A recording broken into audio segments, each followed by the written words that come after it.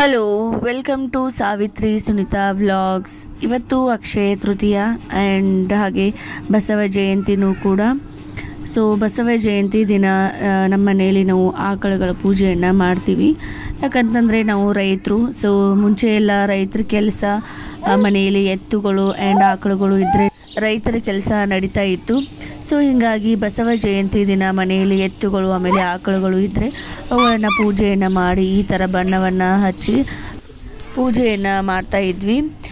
So ನಾವು ರೈತರು ಅಲ್ವಾ, ಸೊ ಹೀಗಾಗಿ ನಮ್ಮನೇಲಿನೂ ಎತ್ತುಗಳು ಇಲ್ಲ, ಆಕಳುಗಳು ಇದ್ದಾವೆ. ಸೊ ಅವುಗಳನ್ನು ಪೂಜೆಯನ್ನು ಮಾಡಿ ಇಲ್ಲಿ ನಮ್ಮ ತಮ್ಮಂದಿರು ಇಬ್ಬರು ಬಣ್ಣವನ್ನು ಹಚ್ತಾ ಇದ್ದಾರೆ. ಸೊ ಅದಾದಮೇಲೆ ಪೂಜೆಯನ್ನು ಮಾಡಿ ನೈವೇದ್ಯವನ್ನು ಮಾಡ್ತೀವಿ.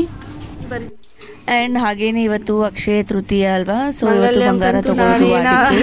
ಹೀಗಾಗಿ ನಾವು ಮುಂಚೆನೆ ಮದುವೆ ಇತ್ತಲ್ಲ, ಹಾಗಾಗಿ ನಮ್ಮ ಅಮ್ಮಂಗೆ ಮತ್ತು ನಮ್ಮ ಕಾಕುಗೆ ಇಬ್ಬರಿಗೂ ತಾಳಿಯನ್ನು ಮಾಡಿಸೋದಕ್ಕೆ ಹಾಕಿದ್ವಿ, ಹೊಸ ತಾಳಿಯನ್ನು.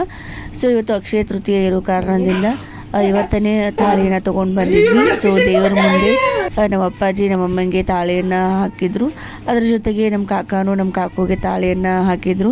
ಸೊ ಇದೊಂಥರ ಮತ್ತೆ ಮರು ಮದುವೆ ಆದಂಗಾಯಿತು. ಇಬ್ಬರೂ ಅವತ್ತೇ ತಾಳಿಯನ್ನು ತೊಗೊಂಡು ಬಂದು ಅವತ್ತೇ ಮತ್ತೆ ದೇವ್ರ ಮುಂದೆ ಅವ್ರಿಗೆ ತಾಳಿಯನ್ನು ಹಾಕಿಸಿದ್ವಿ. ಆ್ಯಂಡ್ ಮನೆಯಲ್ಲಿ ಮದುವೆ ಇರೋ ಕಾರಣದಿಂದ ಮತ್ತೆ ಬಂಗಾರವನ್ನು ತೊಗೊಂಡ್ರೆ ಆಯಿತು ಅಂತ ಇವತ್ತೇ ಅಕ್ಷಯ ತೃತೀಯ ದಿನನೇ ಮತ್ತೆ ಬಂಗಾರ ತೊಗೊಳಕ್ಕೆ ಅಂತ ಹೋದರು. ಮದುಮಕ್ಕಳಿಗೆ ಕಾಲುಂಗ್ರವನ್ನು ತೊಗೊಂಡ್ವಿ ಆ್ಯಂಡ್ ಅವ್ರಿಗೂ ತಾಳಿಯನ್ನು ಮಾಡಿಸೋದಕ್ಕೆ ಹಾಕಿದ್ವಿ. ಸೊ ಅವನನ್ನು ತೊಗೊಂಡು ಬಂದ್ವಿ.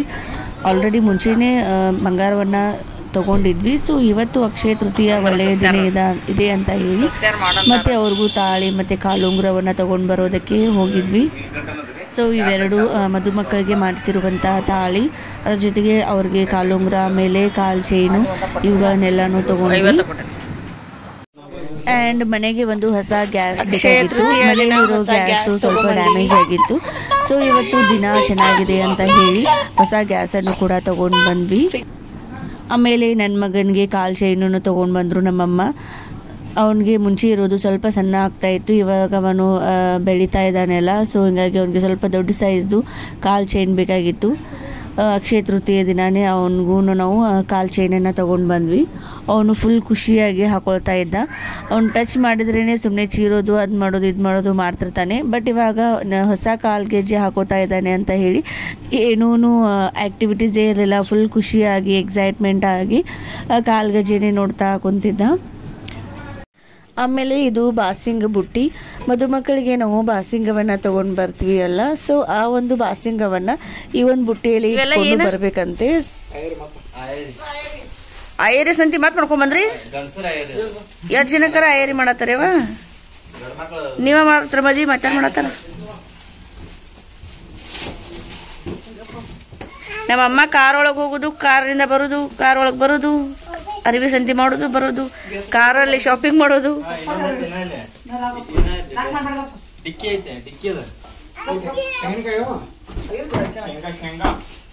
ನಮ್ಮ ಮಮ್ಮಿ ಬಂದ್ಕೂಲೆ ಹೆಂಗೆಲ್ಲಾರು ಮುಕ್ರಿ ರೇಖಿಗೆ ಮಕ್ಕಳ ಮೊಮ್ಮಕ್ಕಳ ಎಲ್ಲಾರು ಮುಕ್ರಿ ಬಿಡ್ತಾರ ನಮ್ಮ ಮಮ್ಮಿ ಅಂತದ್ ಏನ್ ಮಾಡಿ ಮಮ್ಮಿ ಅವ್ರಿಗೆಲ್ಲರಿಗೂ.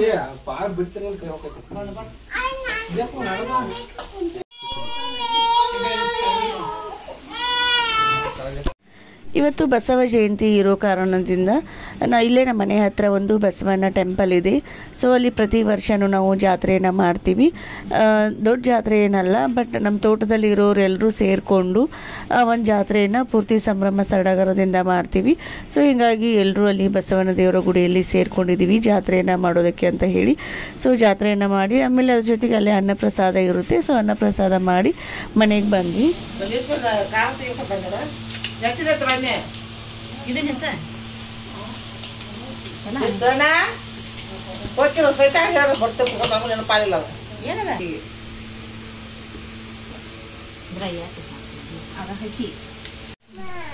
ಎಲ್ಲಾರು ಸೇರಿ ಪಪ್ಪಾಯ ಕಟ್ ಮಾಡ್ಕೊಂಡು ತಿನ್ನತೀವಿ.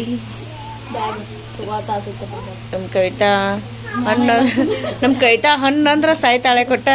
ಎಲ್ಲಾರ ಹಣ್ಣು ಕಂಡ್ರೆ ಒಟ್ಟ ಹುಡುಕಿ ಕಟ್ ಮಾಡ್ಕೊಂಡು ತಿನ್ಕೋತ ಕುಂಡಿರ್ತಾಳು. ಆಕೆ ಜೋಡಿ ನಾವು ಜಾಯಿನ್ ಆಗಿವಿ ತಿನ್ನಕ. ಸೊ ಇದಾಗಿತ್ತು ನನ್ನ ಒಂದು vlog. Thank you so much for watching my YouTube channel.